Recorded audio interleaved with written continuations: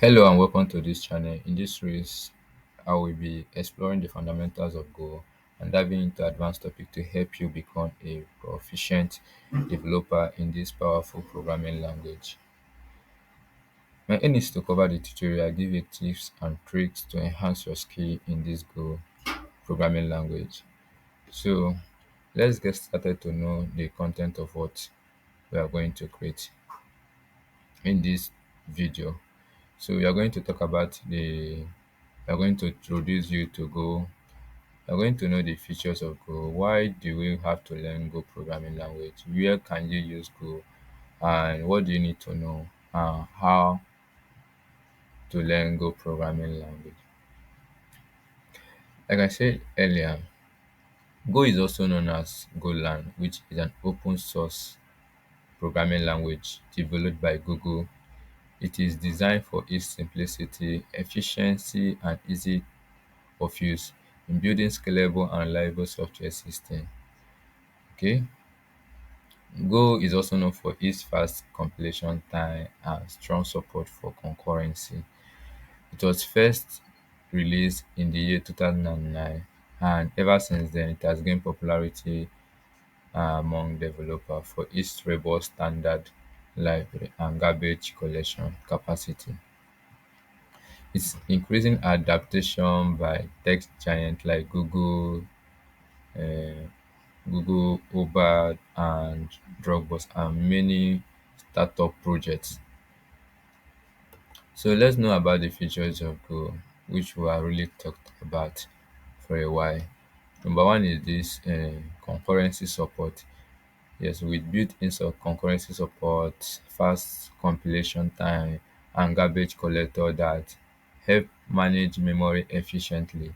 This feature make Go well suited for developing high performance application in variety of domains.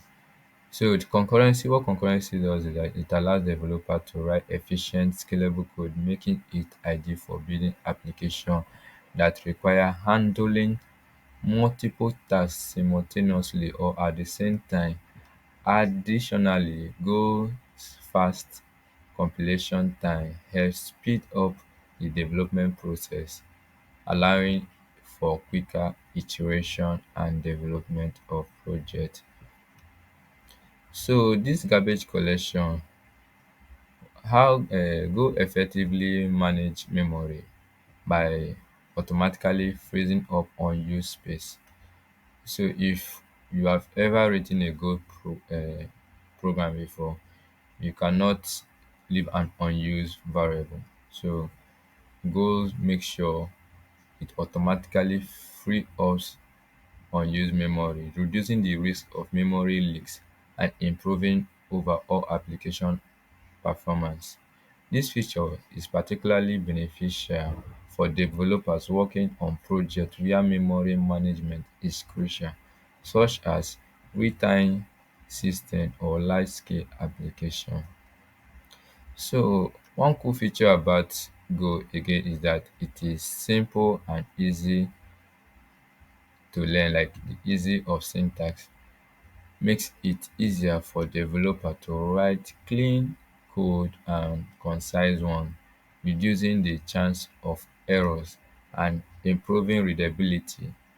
This can lead to fast development time and easy maintenance of code base.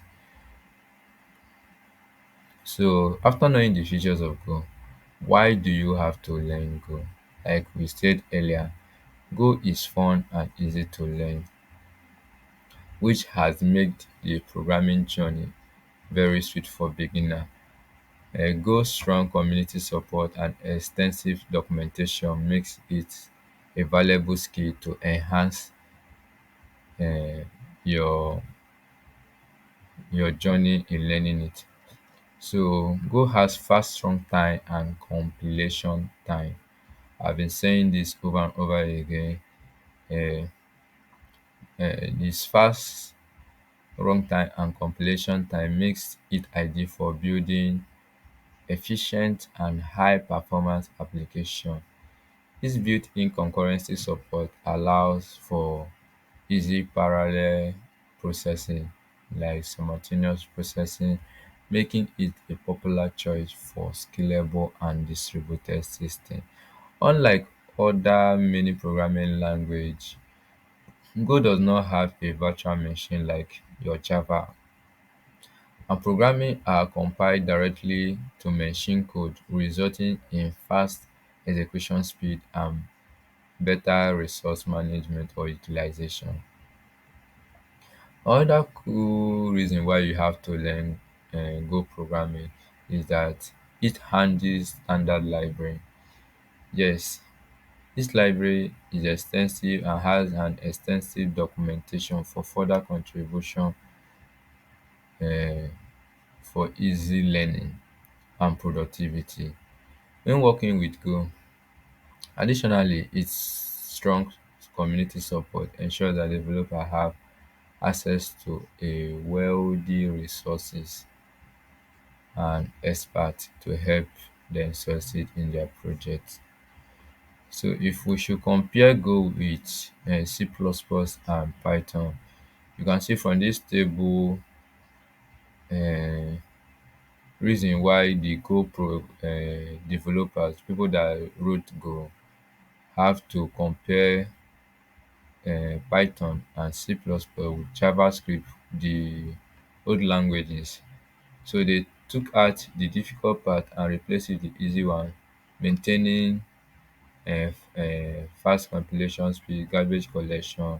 So this is why we like a part of JavaScript and Python. It's just a mix of both, removing the difficult part and managing your memory, making it suitable choice for programmer to use.